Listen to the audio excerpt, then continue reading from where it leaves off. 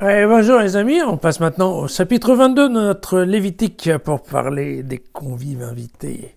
Aucun descendant d'Aaron atteint de lèpre ou d'un écoulement ne doit manger des saintes offrandes avant d'être purifié. Il en va de même pour celui qui a touché tout être rendu impur par le contact d'un cadavre, pour celui qui a eu des pertes séminales, pour celui qui a touché n'importe quelle bestiole qui rend impur, ou un homme qui rend impur, quel que soit cette impureté. Celui qui a eu de tels contacts est impur jusqu'au soir et ne peut manger de saintes offrandes qu'après s'être lavé le corps à l'eau. Dès le coucher de soleil, alors il est pur, et alors, bien entendu, il peut manger de saintes offrandes, car c'est sa nourriture. Aucun laïc ne doit manger de ce qui est saint. Ni l'hôte, ni le salarié d'un prêtre ne doivent manger de ce qui est saint.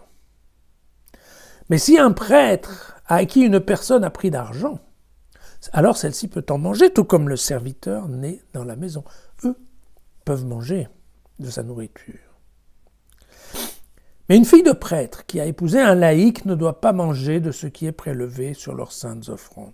Mais si une fille de prêtre est devenue veuve, ou a été répudiée, si elle n'a pas d'enfant, et qu'elle soit retournée chez son père, comme au temps de sa jeunesse, alors elle peut manger de la nourriture de son père, bien qu'aucun laïc ne puisse en manger.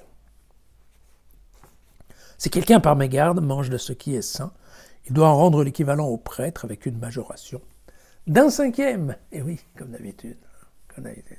Alors évidemment, ce genre de texte, il faut bien comprendre qu'à l'époque, on en a parlé l'autre jour, les Lévites sont des gens qui sont prêtres, mais qui sont aussi pères de famille, puisqu'ils ont besoin de renouveler le cheptel, si on veut bien, de prêtres pour le futur.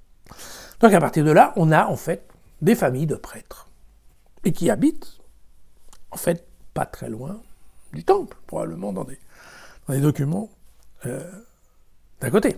Or, vous vous rappelez que les Lévites n'ont pas le droit de travailler, car ils sont réservés au service du temple. Donc, ça veut dire qu'en termes de nourriture, tout simplement, et on a vu, il me semble déjà, je ne sais plus si ça doit être dans l'Exode, on a bien vu que les Lévites, c'était les autres tribus qui devaient subvenir à leurs moyens, entre autres à leur nourriture.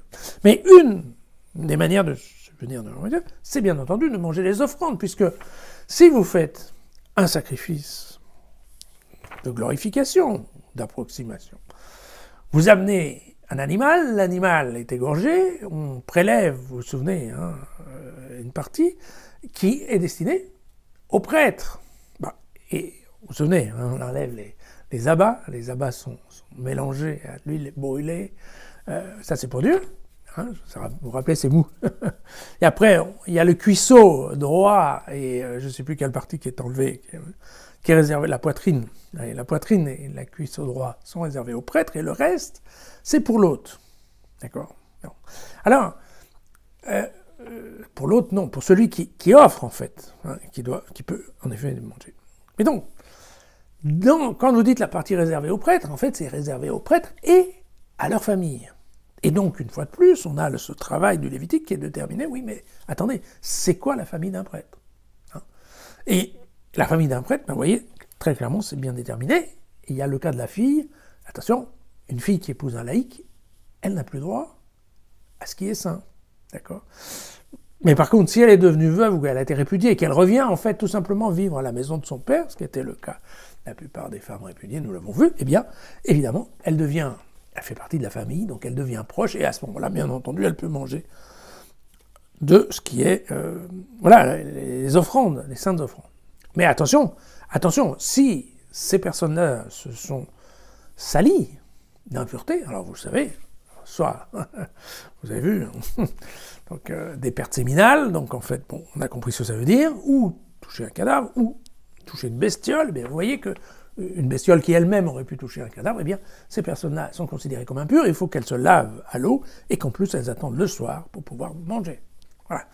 Toujours une fois, toujours la même chose. La sainteté, les règles de sainteté, qui peut, qui ne peut pas, qui a droit, qui n'a pas droit. La nourriture sainte, ce n'est que pour les gens saints. On est bien d'accord. Voilà.